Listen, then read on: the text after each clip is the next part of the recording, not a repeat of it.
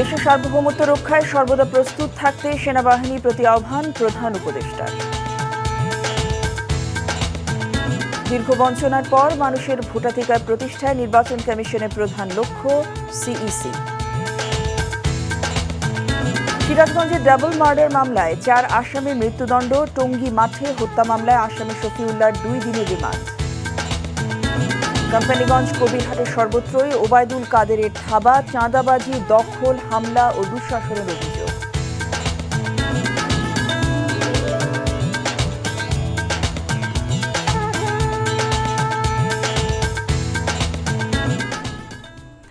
আসসালামু আলাইকুম, জসিন্তা জিনিয়া স্বাগত জানাচ্ছি এনটিভির দেশের খবরে। ক্রাউন সিমেন্ট শিরোনাম দেখছিলেন, এবার পুরো খবর। দেশের সার্বভৌমত্ব রক্ষায় সর্বদা যুদ্ধের জন্য সেনা সদস্যদের প্রস্তুত থাকার আহ্বান জানিয়েছেন অন্তর্বর্তী সরকারের প্রধান উপদেষ্টা ডক্টর মোহাম্মদ ইউনূস। আভিযানিক দক্ষতা, সাহসিকতা ও পেশাদারিত্ব অর্জনে সেনা সদস্যদের প্রশিক্ষণ বাস্তবসম্মত করার নির্দেশনাও দিয়েছেন তিনি। রাজবাড়ী থেকে রিপোর্ট করছেন হাসান মাহমুদ, ছবি তুলেছেন ফরিদ আহমেদ ভূঁইয়া। শত্রুর দুর্গ একের পর এক তছনছ করে উড়িয়ে দিচ্ছে দেশপ্রেমিক সৈনিকের অস্ত্র। রণঝঙ্কারে যুদ্ধের দামামা বেজে চলেছে।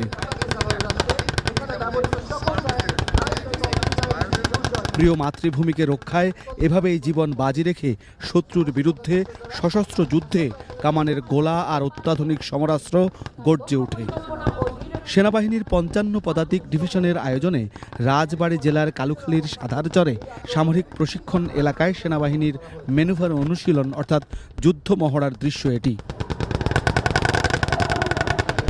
যুদ্ধ করতে করতে শত্রুপক্ষকে নিশ্চিহ্ন করে যোদ্ধারা, উড়িয়ে দেয় বিজয় কেতন। প্রায় 1 ঘণ্টাব্যাপী অনুশীলনে অত্যাধুনিক সমরাস্ত্রে সজ্জিত বাংলাদেশ সেনাবাহিনীর সেনা সদস্যরা সত্যিকারের যুদ্ধের পরিবেশন সৃষ্টির মাধ্যমে আক্রমণ অনুশীলন সফলভাবে পরিচালনা করেন। পুরো মহড়া সামনে থেকে বসে দেখেন প্রধান উপদেষ্টা ডক্টর মোহাম্মদ ইউনূস। পরে সমাপনী বক্তব্যে তিনি বলেন, বাংলাদেশ সেনাবাহিনী জাতির অহংকার ও বিশ্বাসের জায়গা, তাই প্রশিক্ষণই সর্বোত্তম কল্যাণ এই মন্ত্রে উদ্বুদ্ধ হয়ে আধুনিক ও যুগোপযোগী প্রশিক্ষণের মাধ্যমে দক্ষতা বৃদ্ধি করতে হবে। পারফেকশন এটা সব জিনিসে, সেটা শুধু যুদ্ধের ব্যাপারে নয়, জীবনের সবকিছুতেই খাটে। খেলাধুলার যে খাটে সেটা তো প্রতিনিয়তই আমরা দেখি, যে যত বেশি খাটে, যে যত বেশি পরিশ্রম করে, প্রস্তুতি নেয়, খেলায় জেতার সম্ভাবনা তার বেশি। যুদ্ধক্ষেত্র একই ব্যাপার, প্রস্তুতি বারে বারে করতে হয়। পারফেকশন বারে বারে করলে এই পারফেকশনের দিকে যায়।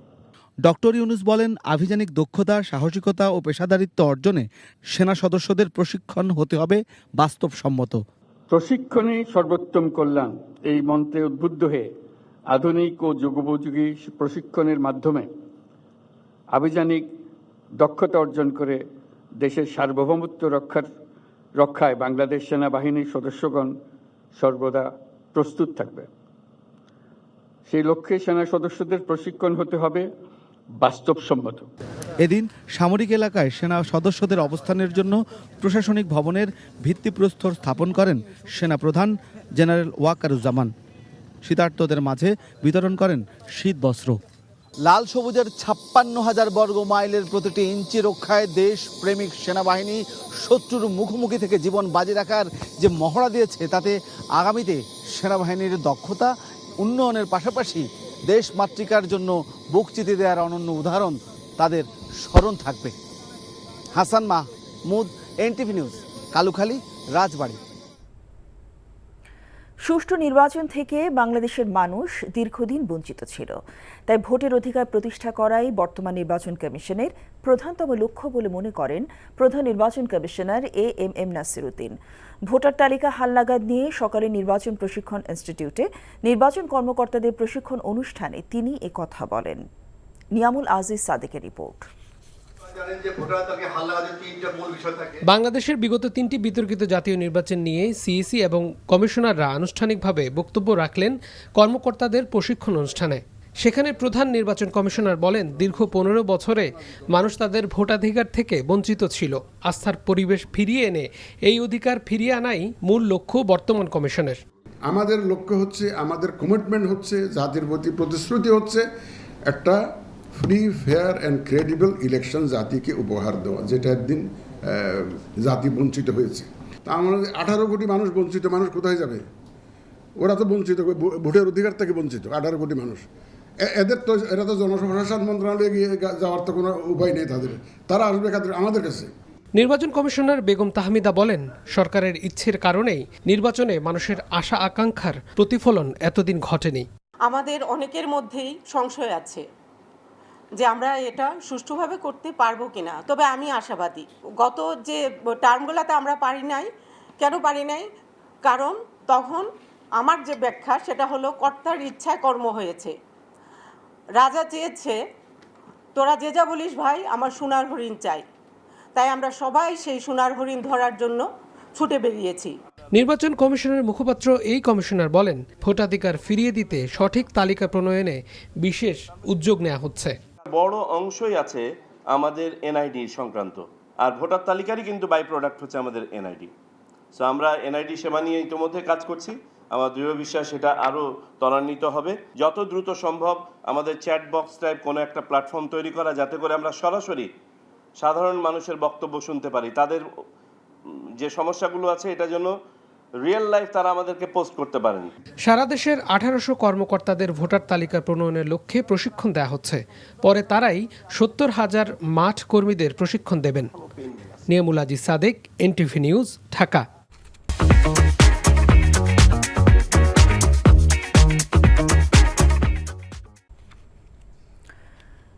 যে কোনো কৌশল বা বাহানায় নির্বাচন বিলম্ব করার চেষ্টা করবে জনগণ প্রত্যাখ্যান করবে বলে মন্তব্য করেছেন বিএনপি স্থায়ী কমিটির সদস্য সালাউদ্দিন আহমেদ।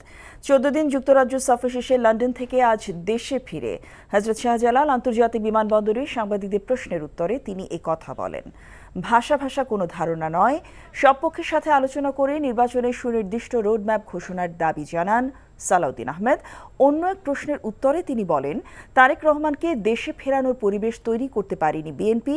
আশা প্রকাশ করেন শিগগিরই দেশে ফিরবেন বিএনপির ভারপ্রাপ্ত চেয়ারম্যান। বলেন, বর্তমানে ফ্যাসিবাদ বিরোধী যে ঐক্য গড়ে উঠেছে তা বাস্তবায়নে গণতান্ত্রিক প্রক্রিয়ায় যাওয়ার জন্য জাতীয় ঐক্যের ভিত্তিতে দ্রুত নির্বাচন দেয়া প্রয়োজন। সংশ্লিষ্ট সকল মহল রাজনৈতিক দলসমূহের সাথে আলোচনা করে একটি নির্দিষ্ট রুটম্যাপ দেওয়াই হবে উত্তম কাজ।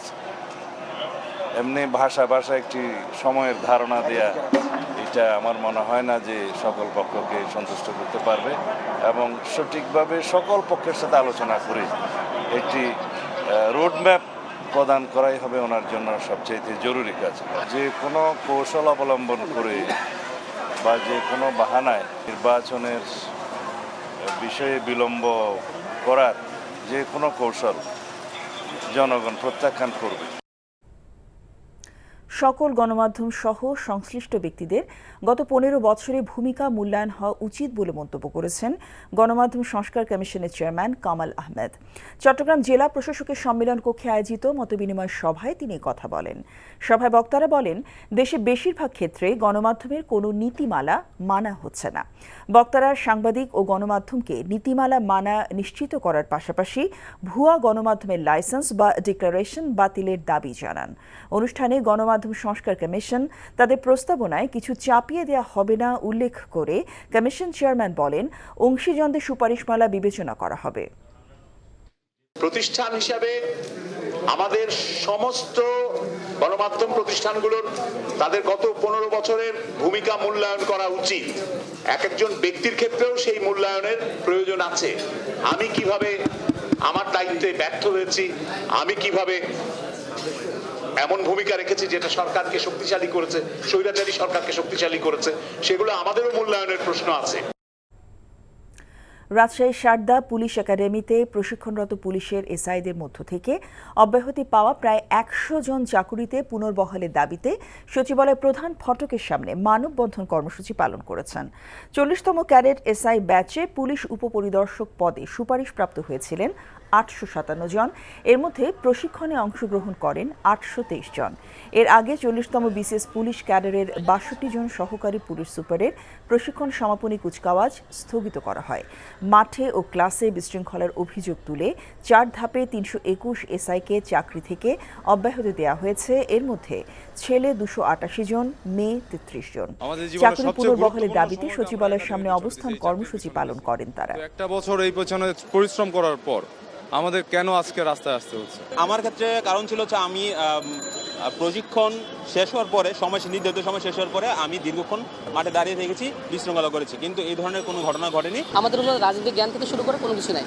আমরা হলো সব পাবলিক ইউনিভার্সিটি স্টুডেন্ট, অধিকাংশ সব পাবলিক ইউনিভার্সিটি স্টুডেন্ট, এর সঙ্গে কোনো সম্পৃক্ততা নাই। আমাদের দাবি একটাই যে আমাদেরকে অবৈধ বা মানে কোনো কারণ ছাড়াই যে অব্যাহতি দেওয়া হলো, যাতে আবার সবাইকে আবার নতুন করে পুনর্বহাল করা হোক। সাবেক মৎস্য ও প্রাণী সম্পদ মন্ত্রী এবং সিরাজগঞ্জ জেলা আওয়ামী লীগের সাবেক সভাপতি আব্দুল লতিফ বিশ্বাসকে আটক করেছে যৌথ বাহিনী। বিকেলে বেলকুচি পৌর এলাকার কামারপাড়ার নিজ বাড়িতে অভিযান চালিয়ে তাকে আটক করা হয়। বেলকুচি থানার ভারপ্রাপ্ত কর্মকর্তা আব্দুল বারিক এ তথ্য নিশ্চিত করেছেন। এর আগে শনিবার রাতে এনাদপুর থানার খাজা ইউনুস আলী দরবার শরীফের 110তম ওরসে অংশ নিলে আব্দুল লতিফ বিশ্বাসের গাড়ি আটকে দেয় উত্তেজিত জনতা। এ সময় উত্তেজিত জনতার তার গাড়ি বহরে হামলা চালায়। সিরাজগঞ্জের উল্লাপাড়ায় ডাবল মার্ডার মামলায় 4 আসামিকে মৃত্যুদণ্ড ও 8 আসামিকে যাবজ্জীবন কারাদণ্ড দিয়েছে আদালত। দুপুরে সিরাজগঞ্জের অতিরিক্ত জেলা ও দায়রা জজ আদালতের বিচারক মোহাম্মদ মাহবুবুর রহমান এই আদেশ দেন। মৃত্যুদণ্ডপ্রাপ্তরা হলেন হাসানুর রহমান হাসু, মোহাম্মদ কাউসার আলী, মোহাম্মদ মোয়াজ্জেম হোসেন রিন্টু ও জাহিদুল ইসলাম জালিম। 2017 সালের 21 জানুয়ারিতে সাইফুল ইসলাম, তার ভাই সোনা মিয়া, আবুল কালাম, মকবুল হোসেন সহ অন্যরা বাড়িতে বসেছিলেন। এ সময় আসামি হাসানুর রহমান হাসুর নেতৃত্বে অন্য আসামিরা তাদের উপর হামলা চালায়। এতে চিকিৎসাধীন অবস্থায় মকবুল হোসেন ও সাইফুল ইসলামের মৃত্যু হয়। এই ঘটনায় নিজামুদ্দিনের ছেলে শহীদুল ইসলাম বাদী হয়ে 51 জনকে আসামি করে হত্যা মামলা দায়ের করেন। গাজীপুরের টঙ্গী ইজতেমা মাঠে হত্যা মামলার আসামি সাতপন্থী নেতা শফিউল্লাহর 2 দিনের রিমান্ড মঞ্জুর করেছে আদালত। দুপুরে গাজীপুর মুখ্য মহানগর হাকিম আদালত এ আদেশ দেন। বিষয়টি নিশ্চিত করেছেন তাবলিগ জামাত বাংলাদেশ শুরাই নিজামের মিডিয়া সমন্বয়ক হাবিবুল্লাহ রায়হান। এর আগে শনিবার রাতে শরীয়তপুর পালং থানার স্টেডিয়াম রোড এলাকা থেকে তাকে গ্রেফতার করা হয়। তিনি হত্যা মামলার 9 নম্বর আসামি। এ নিয়ে এই মামলায় 3 জনকে গ্রেফতার করা হলো। তিনি রাজধানী মুগদা বড় মসজিদের খতিব ও সাতপন্থীদের শীর্ষ নেতা।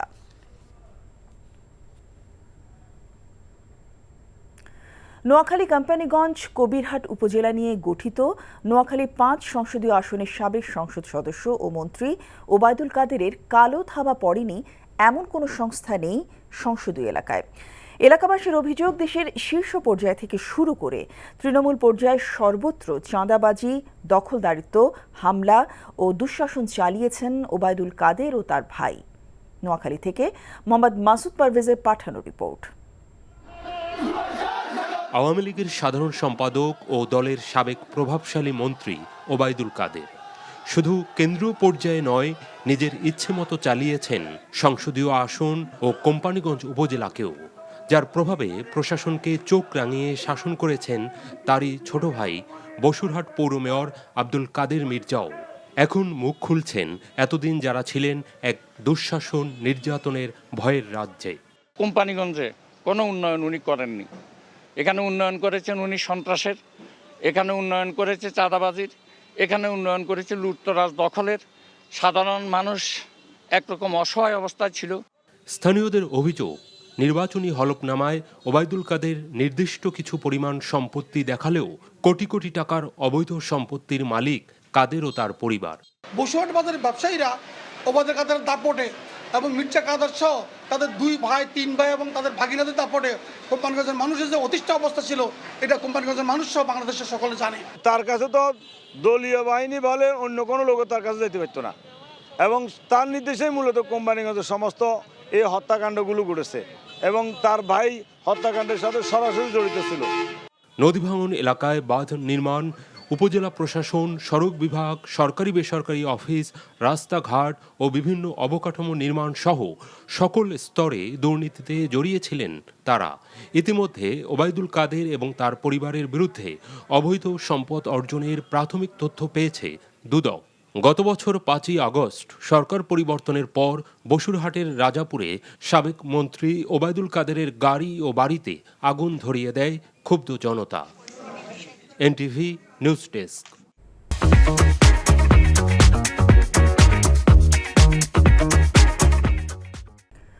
পোষ্য কোটা বাতিল সহ 9 দাবিতে চট্টগ্রাম বিশ্ববিদ্যালয় শহীদ মিনারে আজ 1.5 ঘণ্টা অবস্থান কর্মসূচি পালন করেছেন শিক্ষার্থীরা। দুপুরে বিশ্ববিদ্যালয় শহীদ মিনারের সামনে অবস্থান নিয়ে এই কর্মসূচি পালন করে তারা।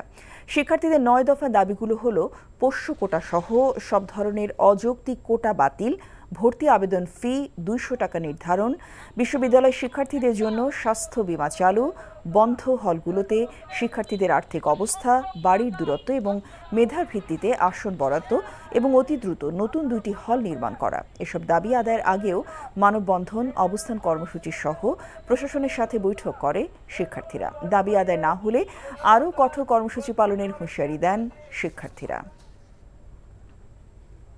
যমুনা সেতু দিয়ে পরীক্ষামূলকভাবে চলল 2টি ট্রেন। 120 কিলোমিটার গতিতে ট্রেন দুটি যমুনা সেতুর উপর দিয়ে চলাচল করে। সকাল 9টার দিকে পরীক্ষামূলক ট্রেন দুটি সফলভাবে সেতু অতিক্রম করে। যমুনা রেল সেতু প্রকল্পের কর্মকর্তারা জানায়, প্রথমে সকাল 9টা 20 মিনিটে ঘন্টায় 20 কিলোমিটার গতিতে দুটি ট্রেন সেতুর পূর্ব পাড় থেকে পশ্চিম পাড়ে এবং পশ্চিম পাড় থেকে পূর্ব পাড় থেকে ছেড়ে যায়। এরপর সকাল 10টা 20 মিনিটের দিকে দ্বিতীয়বার ঘন্টায় 60 কিলোমিটার গতিতে ট্রেন দুটি সেতু অতিক্রম করে। এরপর বেলা 11টার দিকে সর্বোচ্চ 120 কিলোমিটার গতিতে চলাচল করে। যমুনা রেল গেটটির অবকাঠামো নির্মাণ কাজ ইতোমধ্যে শেষ হয়েছে। পুরো সেতুটি এখন দৃশ্যমান। এ মাসেই ট্রেন চলাচলের জন্য সেতুটি উদ্বোধন করার কথা রয়েছে।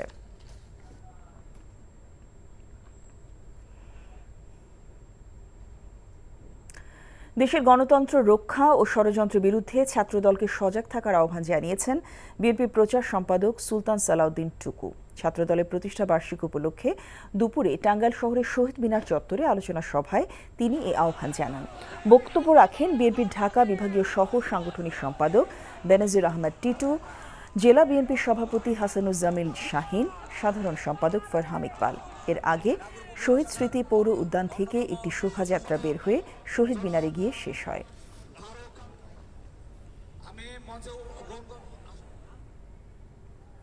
গাজীপুর মহানগরের কোনাবাড়ি এলাকায় পুলিশের গুলিতে নিহত অটোরিকশা চালক মোহাম্মদ হৃদয়ের হত্যাকারী পুলিশ সদস্য আকরামকে জামিন দেয়ায় গাজীপুর জেলা ও দায়রা জজ আদালতের সামনে বিচারকের অপসারণ এবং আকরামের বিচারের দাবিতে অবস্থান কর্মসূচি পালন করেছে আন্দোলনকারী ছাত্র শ্রমিক জনতা। সকালে জেলা ও দায়রা জজ আদালতের প্রধান ফটকের সামনে এই কর্মসূচি পালিত হয়। কর্মসূচিতে ইসলামী আন্দোলন বাংলাদেশ, গণ অধিকার পরিষদ সহ বিভিন্ন রাজনৈতিক দলের নেতাকর্মীরা অংশগ্রহণ করেন। গত বছরের 5 অগস্ট বৈষম্য বিরোধী ছাত্র আন্দোলনের সময় মোহাম্মদ হৃদয় সরকারের বিরুদ্ধে স্লোগান দিচ্ছিলেন।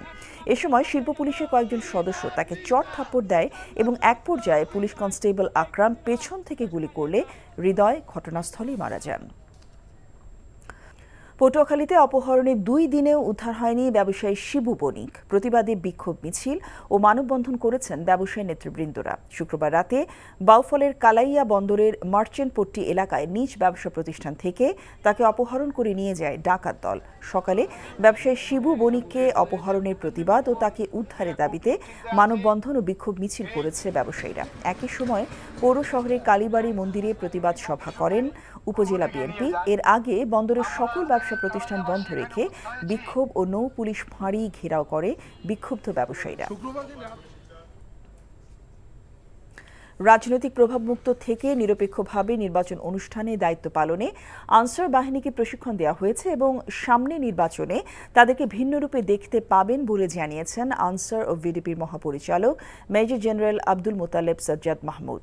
সকালে গ্রাম প্রতিরক্ষা বাহিনীর 49তম প্রতিষ্ঠা বার্ষিকী এবং ভিডিপি দিবস উপলক্ষে জাতীয় সমাবেশের আনুষ্ঠানিক উদ্বোধন শেষে তিনি কথা বলেন। এর আগে গাজীপুরের শফিপুরে আনসার ও ভিডিপির একাডেমিতে বেলুন ও পায়রা উড়িয়ে ভিডিপি প্রতিষ্ঠা বার্ষিকীর উদ্বোধন করেন তিনি। বলেন, সামাজিক নিরাপত্তা ও উন্নয়নের অঙ্গীকার স্লোগান নিয়ে এগিয়ে চলা আনসার ও ভিডিপি বাহিনীর মহতী উদ্যোগের শতভাগ সফলতা নিশ্চিত করার জন্য তিনি সকল স্তরের কর্মকর্তা, কর্মচারী ও সদস্যদের সজাগ থাকার আহ্বান জানান। ব্রাহ্মণবাড়িয়ার কসবা সীমান্তে 2 ভারতীয় নাগরিককে আটক করেছে বিজিবি। শনিবার রাতে উপজেলার সীমান্তবর্তী অষ্টজঙ্গল এলাকা থেকে বিজিবির সদস্যরা তাদের আটক করে। আটককৃতরা হচ্ছেন ভারতীয় নাগরিক রাজু ও সোহাগ। বিজিবি জানায়, প্রাথমিকভাবে জিজ্ঞাসাবাদে চোরাচালানি পণ্য পাচারে সহায়তা করার উদ্দেশ্যে অবৈধভাবে বাংলাদেশের অভ্যন্তরে প্রবেশ করার কথা স্বীকার করেছে তারা। পরে কসবা থানায় সোপর্দ করা হয় তাদের। দিনাজপুরে বিএনপি নেতা মতিয়ার রহমানের বিরুদ্ধে চাঁদাবাজির অভিযোগে মানববন্ধন করেছে এলাকাবাসী। সকালে উপজেলার 10 মাইল মোড়ে মানববন্ধনে বক্তারা বলেন, কাহারোল উপজেলা বিএনপি সাংগঠনিক সম্পাদক মতিয়ার রহমান চাঁদাবাজি সহ 10 মাইল জামে মসজিদের ইমাম সাহেবের বলাৎকারের ঘটনাটি ধামাচাপা দেওয়ার জন্য মোটা অঙ্কের টাকা গ্রহণ করে। মুসল্লিরা এর প্রতিবাদ করায় মতিয়ারের সন্ত্রাসী বাহিনীর হামলায় 10 জন আহত হয়েছে। এ ঘটনায় তারা সুষ্ঠু বিচার দাবি করেন। খবর শেষ করছি, তবে যাবার আগে ক্রাউন সিমেন্ট শিরোনামগুলো আরেকবার।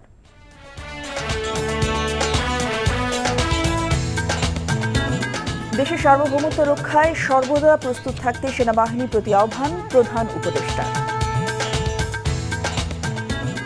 দীর্ঘ বঞ্চনার পর মানুষের ভোটাধিকার প্রতিষ্ঠায় নির্বাচন কমিশনের প্রধান লক্ষ্য সিইসি।